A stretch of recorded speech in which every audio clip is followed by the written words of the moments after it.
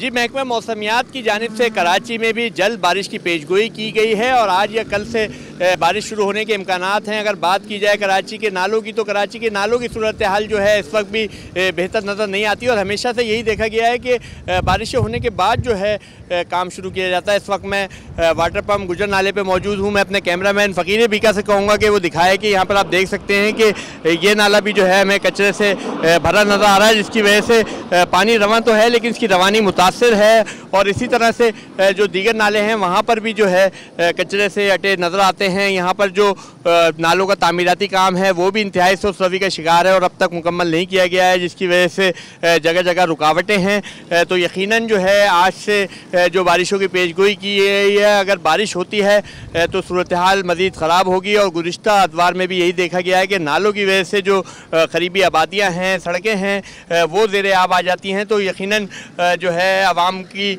यही मुतालबा है कि फिलफौर जो है नालों को बारिशों से खल्व साफ़ किया जाए ताकि वो किसी भी किस्म की परेशानी से बच सकें। जी।